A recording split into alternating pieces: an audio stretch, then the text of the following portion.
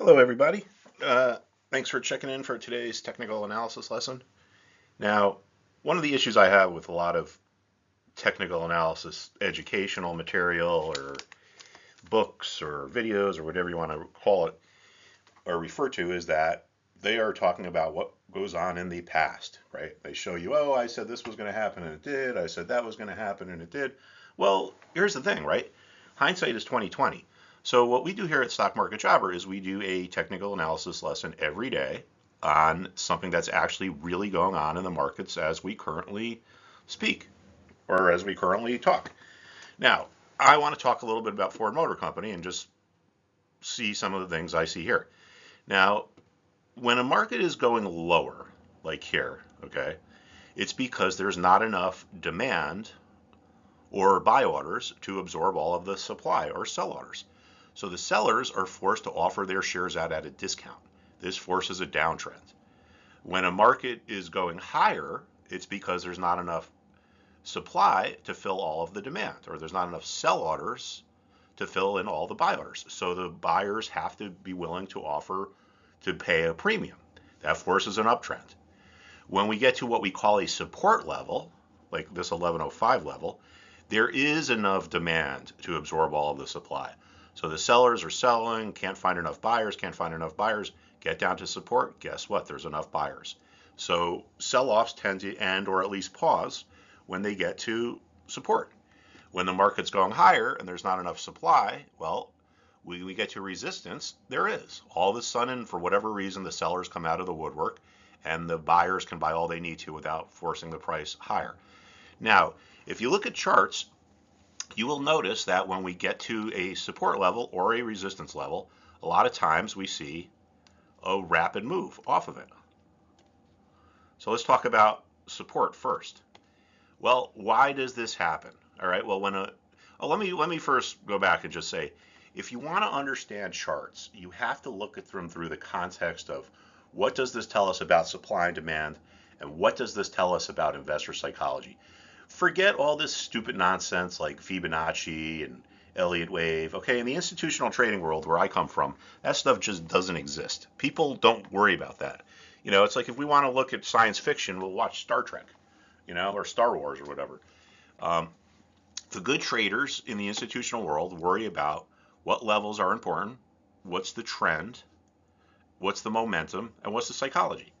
Now, we get down to support and we tend to bounce, right? What is this? Well, the investors who are creating the support with their buy orders start to sense that there's other buyers lurking around. There's other buyers in the wings, right? The reason why they think that is because the prices stopped going lower. So say someone wants to buy around 1105 and they start thinking, oh, gee, there's other buyers around here. This stock is not going any lower. I don't want to miss this. So I have to be willing to pay a higher price than anyone else. If there's someone else who's willing to pay a higher price, the seller is just going to go to them. The seller's going to go to who's ever going to pay them the best price. So some of the buyers start to get anxious and they start to think, oh man, you know what? I'm going to miss this. There's other buyers around. You know what? Instead of be willing to pay 1105, I'm going to say I'm going to pay 1110. So another buyer sees that and says, oh boy, if there's someone who's willing to pay 1110, I'm going to pay 1115. Someone sees that and they say, I'm going to pay 1120. So this is why a lot of times when we get to support, we tend to get these bounces. It's because of psychology, all right? It's not because of what they're telling you on Fox Business News or on CNBC. It's because investors start to get worried and they start to get anxious. Like I said, all charts need to be viewed through the context of what does it tell us about supply and demand, and what does it tell us about investor psychology. When we get to a support level, well, the supply and demand picture is that there's more demand than there is supply. The psychology is that investors start to get anxious and the buyers start to get anxious and they're afraid they're going to miss something or they'll miss their trade and they pay higher prices. This forces an uptrend. It becomes a snowball effect. The opposite is true when we get to resistance. Some of the people who want to sell start to get the sense that there are other sellers lurking around, okay? That's why the price isn't going any higher.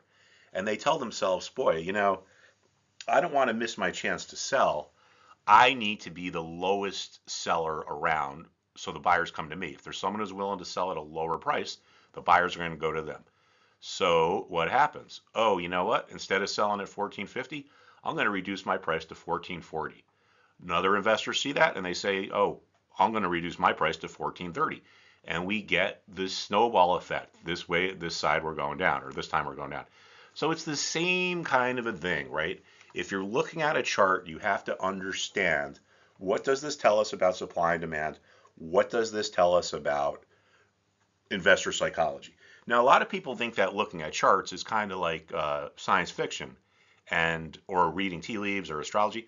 And in a lot of cases, it's true, because a lot of people don't understand what to look at. Now, I spent 20 some odd years in the institutional trading world, where I actually traded, huge blocks of stock. And if you want to do that, you have to really know how this chart stuff works. You can't say, oh, well, I got 1,000,000 shares here, I'm going to sell it on a Fibonacci retracement. No one says that. It's like, oh, I got 1,000,000 shares here. Oh, we're at a support level, I should be able to do it.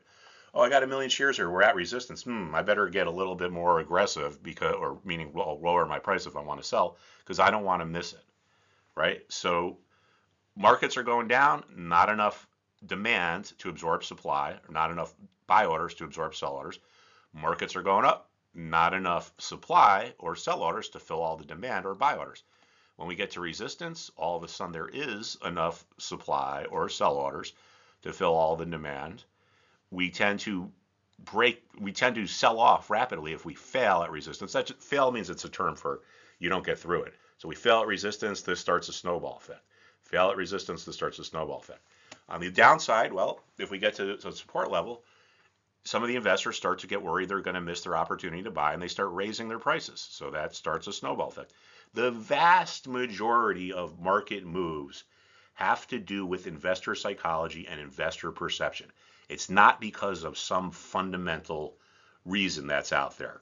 If you put on the news, it's like, market's up on COVID fears, market's down on this, market's up on that. 98% of the time they're wrong. All right. The vast majority of the time things are moving just because of investor perception. I mean, here's a perfect example. Why is it that Ford Motor Company was valued at 14.50 here in September, and then in November, and then again in, I guess this is February, right? What changed? What changed at the Ford Motor Company to make the valuations move by this much, these big moves? Did they invent a new super duper car that could fly? Did one of their factories blow up and burn down? No. The only thing that changed is investor perceptions. So my advice to stockmarketjobber.com is, well, what I like to do is to try to teach people how to teach themselves, as opposed to telling people what to do. But you're better off probably not paying attention to the media, just kind of letting the charts tell you what to do. I mean, look at this big move here. This is a massive sell-off. This was a huge sell-off. What was driving this other than investor psychology? All right. Now, another psychological thing we can see here on a chart is, notice how a level that was support converted into resistance. Notice how a level that was support converted into resistance. Why would this mysterious conversion take place? Why would a level that was support turn into resistance? Well, there's a reason for it. It's called buyer's remorse. There are investors who bought here at 14.50 who regret doing so when the price goes lower. And a lot of them tell themselves, I made a mistake, I want to get out, but I don't want to lose any money. So if it gets back up to my buying price, I'm going to sell it at the same price I bought it at so I can get out at break even. If you have enough remorseful buyers placing a sell order at a level that was support, the level that was support can convert into resistance. And we see the same thing down here. Support turned into resistance. So keep an eye on this, assuming the banking thing kind of goes away, which I don't think it's going to, but we could get a little bit of a relief rally, and we could get this upward motion again with this snowball effect. So please make sure you sign up for or subscribe for our YouTube page here. Check out our website, stockmarketjobber.com. Remember, if you want to make money, forget about the myths, forget about what the pundits are saying. Just let the market tell you what to do. And if you subscribe to us, I think you're going to learn how to let the market tell you what to do, because you're going to start to understand how, when we look at these charts, we're looking at human psychology and we're looking at supply and demand.